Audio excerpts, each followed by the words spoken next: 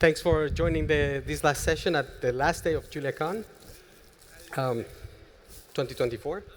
So my name is Jorge Vieyra, and I'm going to talk about Julia.Kitchen, the finest Julia recipes.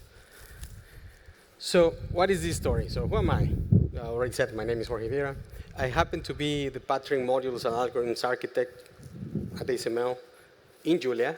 That doesn't mean much. The only thing that means that I get all the complaints by the users, like, oh, my module is not working. Oh, I don't understand how this works. Oh, please, could you explain how this works? I don't understand how, and they always want to know more about how things work. So this is just a thing that I start to think of how to do, not only for work, but also some of my friends told me that, oh, yes, this Julia thing is kind of hard to get into. So I thought, okay, maybe it's something I can work on my personal time, and that was the first problem. So what is the problem I'm trying to solve? As I mentioned, I want to help the new people to get new people, that's a very important thing, and current people to learn and use Julia more effectively. In my opinion, maybe I'm a little bit biased, right? Technically, Julia is the best programming language for scientific computing, but documentation needs some, well, it's an optimization problem, so we need to optimize it a bit more. I heard it that right now we were at the Julia survey, and only 30% of the people, maybe 32 or something, I forget the exact number, thought that the documentation in Julia was great. I wonder who that 30% people are, but that was what people that are already biased towards Julia said that, oh, documentation is great, only 30%. So I think we're getting to something. So that was the survey, but I also hear these things from my colleagues and friends that they tend to say this, like, okay, with Python or MATLAB, I can Google my way out. I can look in Stack Overflow. I can just find like gazillion tutorials and recipes in Python. In MATLAB, it just has a very nice website. So yeah, I can Google my way through. But in Julia, I also struggle. So that's what they tell me. Also, they tell me that, OK, I found this discourse thing. Oh, I see that the Julia people interact over there. But then I copy some excerpt from there, try to run it, and it doesn't work. So OK, that's another thing that they hear. Another one is, yeah, well, maybe that's not mine, but they say, OK, there's usually some Julia documentation, sometimes only the README, and the README has exactly one example where the package author wants to showcase everything from his package. Has one very simple example, and let's throw everything and the kitchen sink at it. And it's very hard to understand how that package works. Finally, and maybe this is because the way Documenter works, I think, most of the documentation in Julia is more like a reference manual. So we are kind of like just documenting our functions using doc strings. And what it means is that tutorials are always kind of, there are great tutorials out there in Julia, but not for everything. And also examples sometimes are kind of, as I said, either the very basic ones or the most complicated ones. And it's very hard to progress towards your Julia learning experience. So that's what I usually hear from colleagues and friends. And I thought, OK, let's take a look on what's out there. So maybe I can just go out of the web. Let me see if I don't screw it up. Yes, OK, good. So first, I thought, OK, let's look at plots. That's why people usually look into Julia. So let's look at plots. How do I use? I don't know how to use this keyboard. There you go. I have my personal keyboard. So there you go. So this is the plots tutorial, the website. Looks fine to me. It explains how to plots. OK. How to install. No internet, of course. That's why I have screenshots. Yes. Yes. Forgot to check that. Then we go with the screenshots. It's fine. So, well, OK. I check about the plots. And I see, OK, you have basic plots. You have everything grouped as plot attributes. Um, it's kind of fine. I mean, it's just very straightforward. If there's a gallery somewhere here, the gallery is also fine, although there's not too much explanation over that. If you compare that with Matplotlib, Matplotlib has a different approach. And now that I cannot see the live version of it, can I just quickly connect? Maybe that, am I too optimistic? Can I try? This is already recording in YouTube. All my failures are recording in YouTube now. So how was it to connect? Wi-Fi, PSV. Do I need a special thing? Website. Any website? Yay! Okay. I also need a tutorial for how to use my computer. Okay. No? Okay. Yeah, okay, whatever. It's okay. We can go through it. You can imagine. So what happens is that what I'm doing has to function. There you go. So what happens in Matplotlib, all the tutorials are kind of organized, and they have a gradual way of explaining things. So we say, okay, this is a line plot, fine. This is a scatter plot, fine. And then gradually explain every single kind of plot. It's a bit more didactical way of explaining how things work. So it's kind of easier to follow. Similar thing with the MATLAB website. So you go MATLAB. I know we don't like MATLAB, we don't like Python, but their website, the tutorial websites are amazing. So we should learn from that. So in case of MathWorks, I don't know if you can see it over there. So it has normal documentation with the functions, with some examples for each function. And then they have several sections with examples, more functions, so more cross-references. And that works quite fine.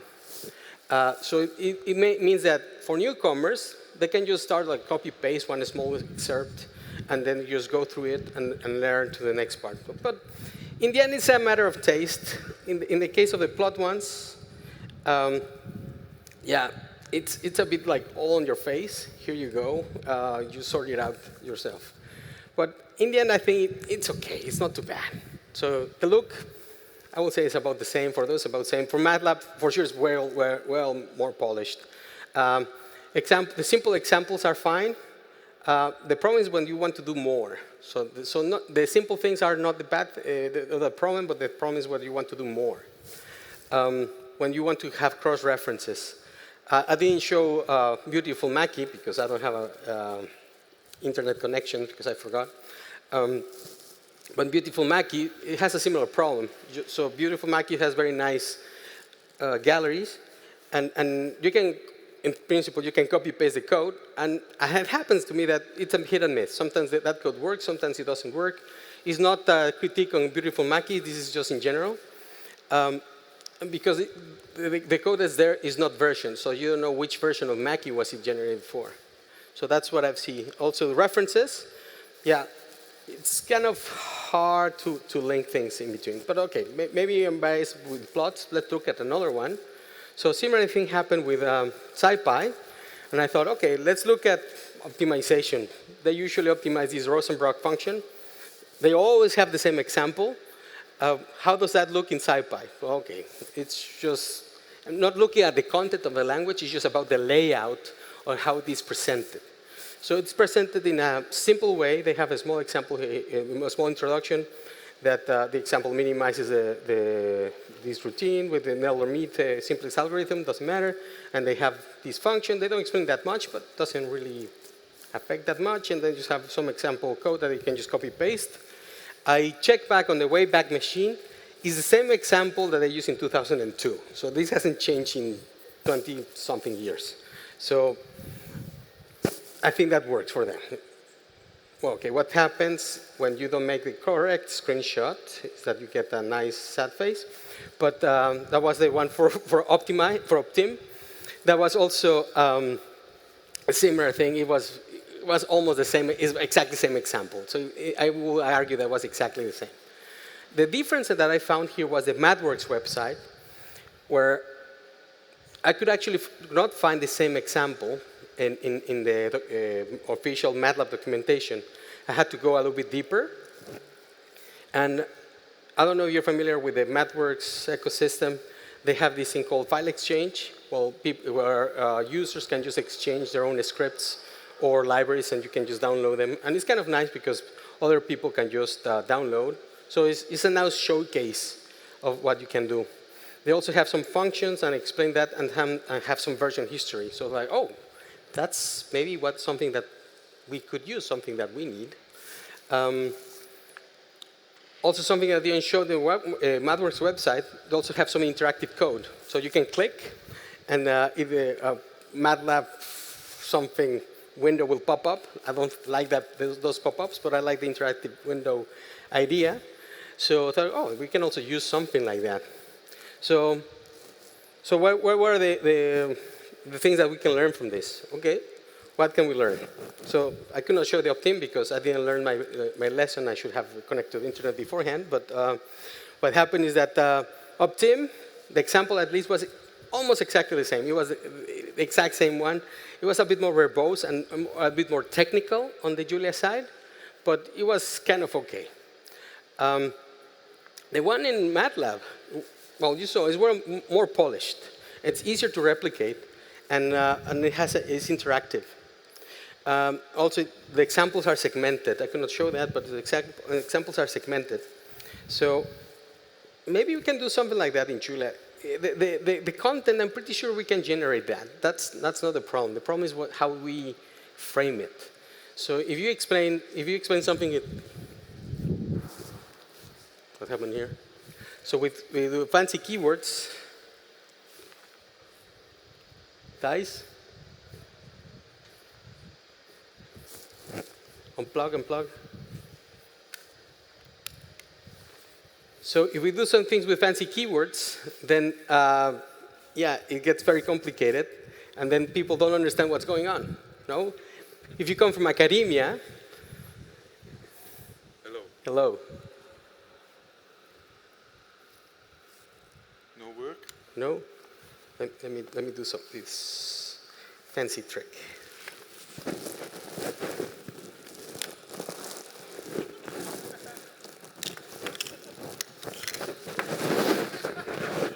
There you go. You can connect the HDMI over there.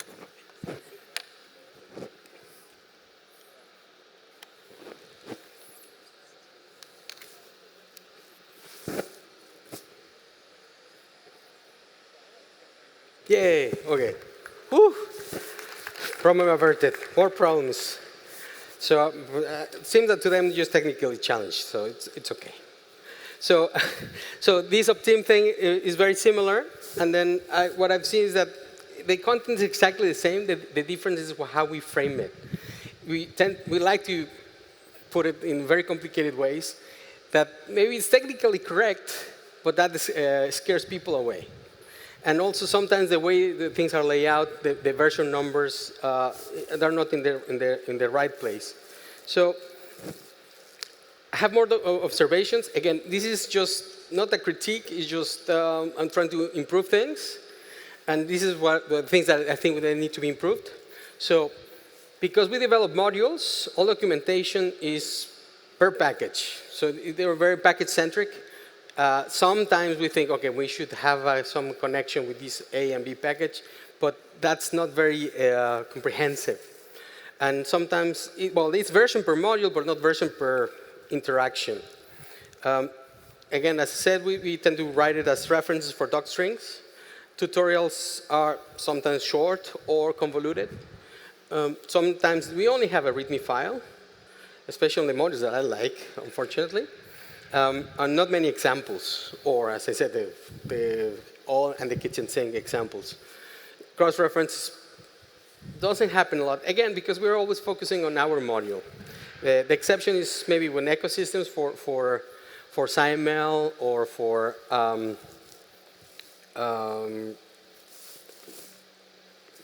which other ecosystems do we have? Tell me one. Okay, so for SciML that happens, or for galleries like in Beautiful Mackie. we can cross-reference all modern modules, but not all the time. And what happens is that, yeah, we don't version the workspace. So maybe we can have something like that. So maybe with a new workspace feature in Julia 1.11 or 12, we will be able to do that more easily. But we don't have that right now. So, and what happens is that eventually all the packages, all the documentation gets out of sync. Why? Because, well, let's be honest, nobody wants to document. It takes a lot of time. It's hard to keep things in sync. You have to test a lot of stuff. So it's hard. And also writing clear documentation, it's also hard. And we have better things to do. We want to code. We don't want to document. So in the case of MathWorks, they have a team of people just writing documentation. That's their day job. Just one documentation. They curate all the examples. We don't have that. So in the end, what happens is that documentation is not very fluid, so I would say for new people, or even for not so new people, but you just want to do things fast today, not in 2 days. So I should hurry up. So I found out that, okay, these are the documentation requirements that we need. So we need to have something that's reproducible and version per group of packages. So that's very important, reproducible, such that when you copy-paste the example, it will work. And at least you will know which version for it will work. It should be easy to navigate and to discover. So when you go to the website for SciPy, or not SciPy, for plots, well, you go to one for SciPy, it's very easy to navigate and find what you're in. If you go for the same thing for SciML, sometimes are not so clear where you should go. As I said, we don't want to put too much effort on updates, so it should be easy to maintain. I mean, at least you should tell me like, oh, this thing broke, please fix me. We don't have that for documentation, I think. And as I said, we have to write 4 different examples. So the workshop at the TUI, I saw that it was documenter-centric.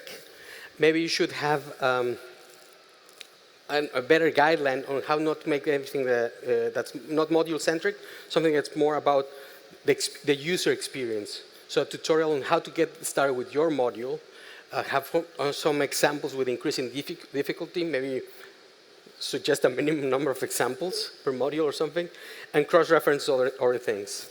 Also references. And if it's interactive, that will be the cherry on the pie.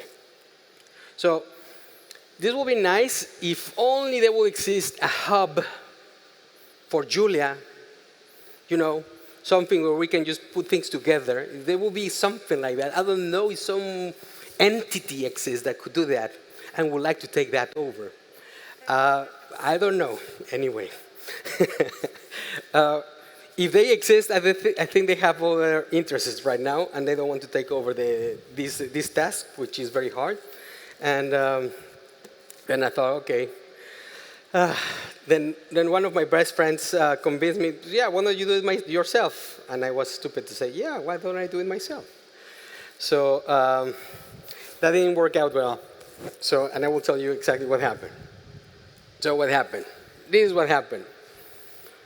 New idea. Yes, we were happy. I told everybody. And that never happened. Why didn't it happen? So, well, my first attempt failed. I thought, okay, we'll do it with Documenter or with Franklin or something.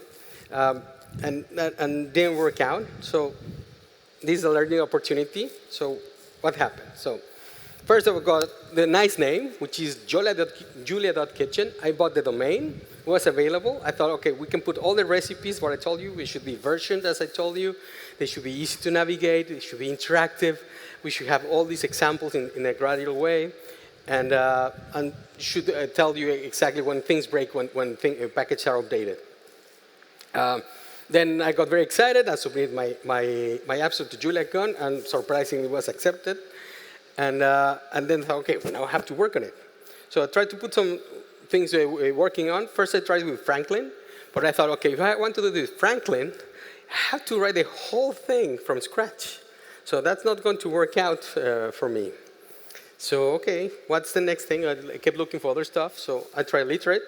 Literate was, okay, at least I can have versions, but it's kind of reproducible. But the other parts is, I mean, the layout is kind of fixed, so I need to change it if I want to and better template stuff. I don't want to do that myself. So it was still not super easy, but at least it supported some interactivity. I think I now remember. I forgot what I put that on there. But then, okay, if you wanted interactive, the obvious place is Pluto, right? So I thought, okay, these are my requirements. I thought, okay, I think it could be done. I just put some shell around it and try to make it happen. So I talked this with fonts, and font said like, no, dude, that's not going to work out the way you're describing it to me. So look for a different solution. So like, okay, dreams shattered. Let's do something else. Let's look around. So back to square one. So let's look outside the Julia ecosystem. So I look for all the things outside of the Julia ecosystem. And I found this thing called MD Book in Rust, which I don't know if you know it. Has a very nice, so the Rust book is written like that. So it has these interactive snippets of code where you can just change your code and you compiles on the fly. It works quite nicely. It generates, it's markdown based, so you can just write your tutorial. It's basically as Documenter, but in Rust, but interactive. I thought, oh, maybe it can work on there.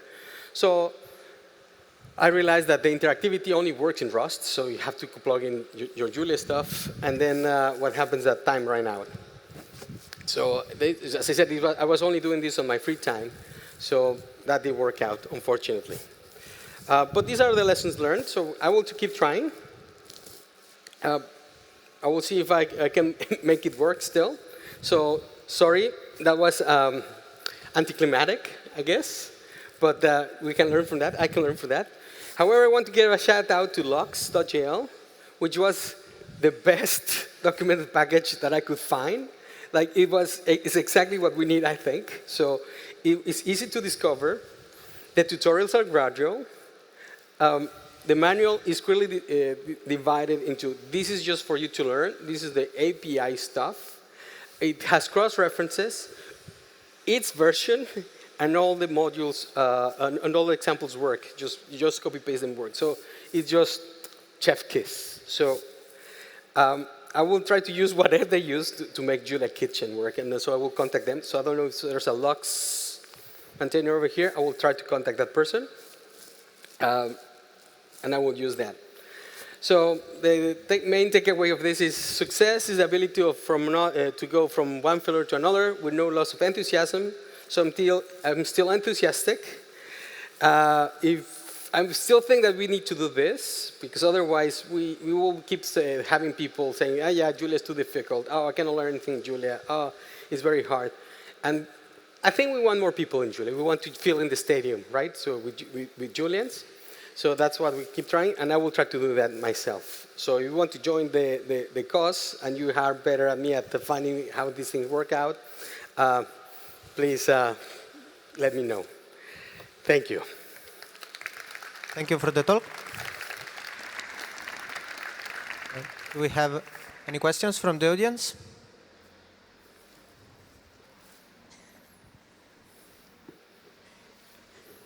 Careful with your finger. Thanks so much for the talk, and I'm really looking forward to seeing where this goes.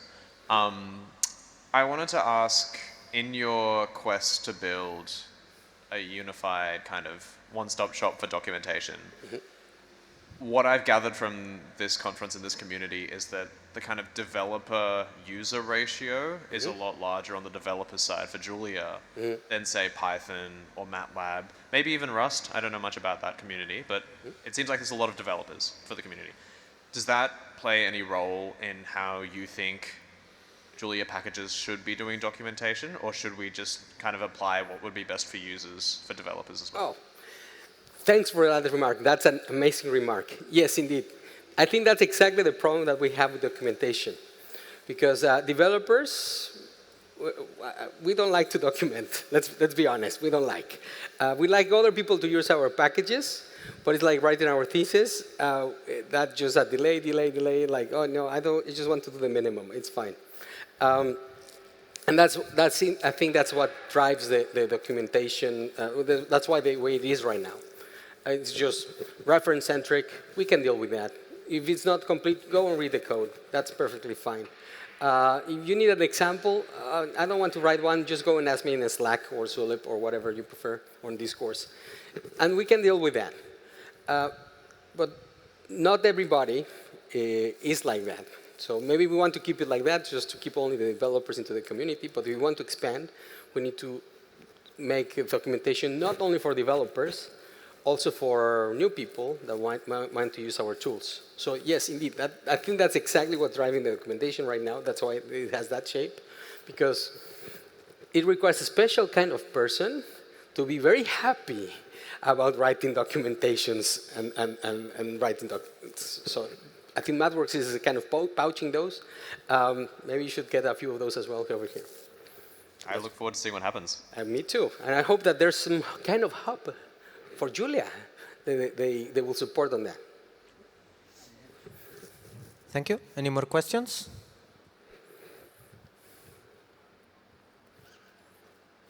Yeah. Okay. Thanks.